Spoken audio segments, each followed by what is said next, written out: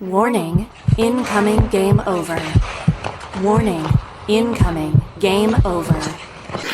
Hello, everybody. Welcome back to Game Over Edmonton and Ottawa, here for a crossover episode here today after the Oilers defeated the Sens 3-1. I'm Maude Schoblocher. You may know me from Game Over Ottawa, also run some of the Game Over social accounts as well. Pleased to be joined today by our newest Game Over Edmonton host, Ash. How are you doing, Ash? I'm doing very well, thank you. Thank you for having me on for this little guest crossover that we've got going on. Yeah, it's going to be a fun one. I haven't done any of these two-team crossovers yet this year, but glad to be doing an Edmonton and Ottawa one. As you can see, I got the Oilers t-shirt in the background as well from my dad. Got his side of the family from Edmonton, so I do have a soft spot for the Oilers. I would say they're probably my second team after the Sens. I don't get the chance to watch them as closely as the Sens, but it's always fun when they go head-to-head, although not so fun from the Ottawa perspective, as I did see the stat before the game. 13-2-1, yeah, yes, I did see that. 13-2-1 last 16 games for Edmonton against Ottawa. They improved that to 14-2-1 now with the win here tonight. But yeah, after that win, I'll put it to you for how are you feeling for the Oilers heading into the holiday break with that win taking you into it? No, I feel like Oilers fans have to be pretty happy, especially with the recent turn of play from kind of a lot of players. Some kind of typical mistakes, especially when I know the fan base was looking at Bouchard over like over four. But I mean, we are like 8-2 in our last 10. We've defeated some really, really good teams over the break, or over the last month, I should say. And we're looking at, I think, a second place spot in the division, That's right, uncontested. Yeah. So, yeah, I see no reason not to be happy, especially in a regular season where I feel like a lot of Oilers fans are going to be kind of waiting for the playoffs. So the fact that things are going pretty comfortably, which was not the case last year, I think the Oilers are in a really good spot. Yeah, it's a little bit like last year, not as bad of a start, but sort of the slow start still this year and then climbing your way back up, because really on paper, the Oilers should be first in this division every year, pretty much. It doesn't always start off that way, but it seems like it evens out that they get into at least the top two spots by the end of the year. And I think we've been second place for every year for quite a while at this point. There's always one team in the Pacific, either if it's Vancouver or Vegas or even Calgary, that seems to have that better year. And, the Kings are the classic third Pacific team. I bet we'll probably see them in the first round again 4 years in a row. So I think that would be... Oh, God. It might be heading towards that matchup again, eh? Oh, man, that'd be kind of crazy. Yeah, well, from the Ottawa perspective, we have to be pretty happy too, in that we actually do finish the first half of the season before the Christmas break actually in a playoff spot for once, which is the first time since 2017. They did have the chance to move up to third in the division if they did win today. Unfortunately, they couldn't get it done, but I think most fans would be pretty happy with a wild card spot just in general. Our standards are much lower here in Ottawa, but I don't know, going into this game, I think it was 8 wins in the last 10 for both teams. It seemed like two really hot teams that have been also scoring a lot of goals too. I was kind of surprised that it ended up being a really low event game. Mm-hmm. No, I thought I thought this game, like especially in the third period, I thought the Oilers with the lead kind of definitely clamped down. There were still some chances of both ways, especially that little bit of Ottawa right before the empty net, where I thought they kind of came alive a little bit. But I thought, since I feel like if you're an Oilers fan, one of your worries is kind of like how they are defensively. But I think the Oilers really played their system very, very well today. And on the Ottawa front, I mean, if you're an Ottawa fan, even with the loss, I still think they looked pretty good at some points. Maybe a few too many penalties, but 8-2 over the last 10, a playoff spot. Especially given the recent performances of the Red Wings and the Sabres, I feel like you got to be really, really happy. Mm-hmm. Yeah, considering the circumstances of the hot play from the Sens lately, this is probably like the least frustrated we could be after a loss like all season, really. Like there's been a few games this year where it's like, okay, I'm not really mad because I expected us to lose, and I feel like heading into this road trip facing the Oilers on the second half of a back-to-back was kind of already looking like a scheduled loss. So the fact to me that it wasn't a complete blowout, and like you said, with the Sens taking a lot of penalties too, the Oilers only managing to get one power play goal, to be honest, I think I texted you earlier, is that that's kind of a win for me. Just like, it didn't look like the Sens were going to win this game, but just managing to keep it close and not getting completely destroyed with, Ullmark leaving the game early, having to put the backup in there for the second straight game, like playing twice in 2 nights for Levi Merilainen. That wasn't easy for him, and he showed pretty well. So to be honest, this game could have gone a lot worse, and I'm just glad it didn't. Like, you shouldn't be happy about a loss where your team only scored 1 goal, but I feel like there's not too much to complain about tonight from the Sens side. Yeah, I feel like the only thing really is that Ullmark injury. I mean, we didn't know after it happened, and it took a little bit. We learned it was an upper body injury, but the prognosis on that I think is going to be really important, because part of the Sens' improved play of late has definitely been the turnaround of Ullmark, who, was kind of playing, not so great to kind of bad, and then he turned it around, and he's been best goalie in the league since. So there's a lot of worry there, but I feel like that's kind of the only worry. Like, especially their PK. I thought their PK was very aggressive, and I really like aggressive penalty kills. And I thought it worked very well, especially on the 4-minute. There was a lot of time the Oilers power play just couldn't get started, or couldn't find the looks it wanted. Especially with Ryan Agent Hopkins out, I felt like Arvidsson actually struggled quite a bit actually on the first unit this time.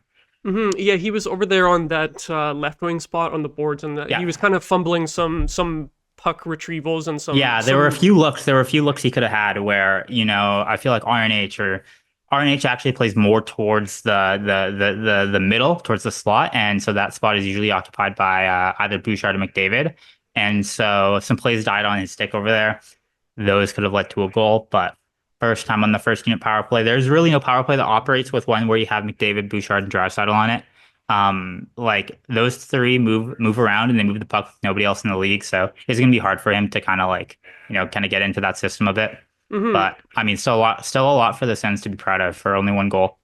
Yeah, I think I don't know the exact number, but I was looking back at how many games over this stretch where they've been winning that they actually allowed power play goals against. They had 1 game against the Islanders a couple weeks ago, the only game that they lost this month up until now, where they allowed a couple of power play goals in that one. And the problem was that they were collapsing too much. There was a goal by Kyle Palmieri where he was he was playing the spot where Arvidsson was tonight for the Oilers, and he got the puck there, and they sort of just let him walk in and wait and pick his spot. And he just fired it in, where both of the power play goals that the Islanders scored on the Sens in that game, it was just too passive from the Sens penalty kill. But ever since then, I think the Sens have only allowed 1 power play goal until tonight, add another one to that total over this stretch. But yeah, the aggressiveness is a huge difference. And it's nice to see, because all the fans could identify what the problem was with the penalty kill earlier in the season, and specifically that game where they were just collapsing too much. They were too passive. But I think it was the first Oilers power play today in the first period where I think in the first minute or so, the Sens actually had like 3 shorthanded chances the other way. Yeah, no, it was like back to back to back. It was kind of crazy to watch. Yeah, they didn't end up getting a shot on goal in any of them. Funny enough, they missed all of them. No, I do remember that. But yeah, it was nice to see, especially because with the McDavid unit on the ice, like that's got to be like the least eventful McDavid and Draisaitl and Bouchard power play shift that I've seen in a long time. So, and I feel like it was because the Sens were like actually pressuring like crazy. So that was nice to see. That's probably my biggest positive from the Sens in this game, is the penalty kill, despite allowing that 1 goal. And you mentioned Victor Arvidsson as well. He did get the first goal in this game, so we got to give him credit for that. And it was from Connor McDavid setup. But I want to ask you about Victor Arvidsson in general, because he's one of the guys who, in free agency in the summer, I was kind of hoping the Sens to maybe acquire if they could. Yeah. They ended up going different routes with David Perron, Michael Amadio. Those were their guys that they acquired up front. But Victor Arvidsson, I think he was injured for most of last season with the Kings. And he's been injured this season too. Yeah, that's the thing. So because he was injured, he was able to, the Oilers were able to get him for a pretty cheap contract. But then he gets injured at the beginning of this season too. So I'm wondering, how has he been able to fit in on this team? Like you mentioned that it was a little awkward on the first power play unit, kind of taking Ryan Nugent-Hopkins' spot. But like, what's your assessment of his game so far this year? So to start the year, he was playing on that second line with Jeff Skinner and Leon Draisaitl. And this was before the Oilers brought in captain and pulled Colson. And I thought he was playing very well. I thought Skinner was playing very well then too. But the Oilers had a terrible shooting percentage. They could not score on any of their shots. And that was part of their really bad start. The Oilers, despite getting the most shots in the NHL per game, were getting some of the least amount of goals per game. And Victor Arvidsson's inability to score just on really good chances was part of that. But I thought he had really good drive. I thought he had some really good skating. And then he's injured in November and he's out for a month. And he was originally just supposed to be day to day. And then we just kept getting no word on him. But now that he's back in the lineup, I thought outside the power play, he actually had a really good game today, especially on that first unit because he was taking Nugent's spot. I thought he played very well. Obviously, getting that goal set up from Connor McDavid. I know people like to deride Hyman for, like how hard is it to get a tap in goal? But Yeah. I think actually, I think it's not that simple. I mean, if it was, how many of the countless wingers have we seen McDavid have over the years? Why don't they get like 50 goals, right? It's not just about like standing in front of the net. It's about like being able to get open in front of the net for that easy tap in, right? And he had a lot of shots today. He had a lot of good chances. I thought I'm really happy that he's back in the lineup.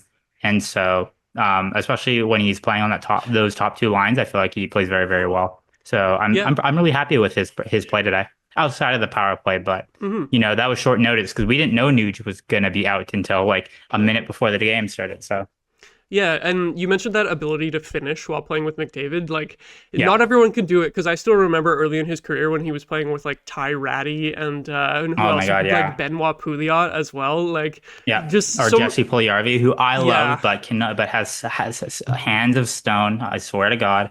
So not everyone can do it, and Victor Arvidsson is a guy who has shown finishing ability before coming to the Oilers. So putting him up there with McDavid seems like it might be able to be something that works out, even though he was just filling in for RNH. Seems like a success, eh? Yeah, absolutely. I mean, the Oilers free agency was really all about bringing in scorers because last season there was a lot of players on this team that had really good numbers, really good possession metrics, really good shots, but could not score. Connor People Brown, like Warren Fogle or Ryan McLeod, Connor Brown, very famously, until he found his game later in the season. And so, kind of, especially with the Kings signing Fogle, a lot of people looked at this as like a Fogle for Arvidsson trade. And one of the reasons we wanted to bring in Arvidsson over someone like Fogle was that he is going to be a scorer. He's going to be more of a pure scorer and someone that can really rely on the playmaking of someone like Leon Draisaitl on the second line, maybe even on the first line if Nuge ever plays the third center with McDavid. So I think that it's been overall a success. Unlike Jeff Skinner, who has been playing down the lineup for a lot of the season. It was kind of poor defensive play, but that was something that we kind of already knew that was going to happen signing him. I mean, he's Jeff Skinner, right? Yeah. And from the Sens perspective on this Arvidsson goal too, I do have to name and shame Travis Hamonic as well because the two plays where he just threw it up the boards. It's like, the first one, Brady Tkachuk was there and he kind of lost the board battle. So you can't like totally blame Hamonic. But then the thing is, Brady lost the board battle because the Oilers defenseman pinched up. And at the same time, McDavid is coming in. Hamonic doesn't see McDavid coming in and he just gets the puck back and throws it right back up to the same spot on the boards and right to McDavid. So like I just have to give a quick rant there as that's a goal that shouldn't be happening with a turnover like that. And we saw as well the third goal today. It was a little bit similar, but the puck going the other direction off of Hamonic's stick. A little bit of a gimme there. That's one of the things for Ottawa that was a problem tonight was just a couple of goals that were just too easy for Edmonton with the turnovers. Like for the most part, I thought that Ottawa limited Edmonton's high danger chances. I'd have to look at the numbers to see exactly how it ended up being, but some of those turnovers were just like some absolute pizzas, No, absolutely. And I feel like that's what the mark of a really good defenseman is. I feel like a lot of fans, look at good defense as hard in the corners, throwing big hits. But I think what good defense is is strong breakout passes. I think it's Definitely. being able to get it out of the zone really, really quickly. And you know who does that really, really well? It's Evan Bouchard. And you know who also does it really, really well on the Senators? It's Thomas Chabot, Hmm. who is quietly having one of the best seasons in the NHL. Very quietly, I Yeah. think he's one of the best defensemen in the league this year. Hmm. And when you see a defenseman who is not as good, maybe like Travis Hamonic, just try and throw a meatball off the board instead of a really strong pass, well, you kind of end up as 2 goals against for your own team. Yeah, it sucks because you do need to have a bit of that physical element on your back end, but you need to have it combined with a little bit of puck skills as well. And like Yeah. a guy who does it well for the Sens is Tyler Kleven. He brings the physical element, and he's been improving with his stick handling and breakout passes a lot. Like when he first came up to the NHL, it's like, okay, he's handling the puck like a grenade every time he gets it, but it's improving. Whereas Hamonic is like 34 years old or whatever now, and you don't really expect much improvement on something like that at this point in his career.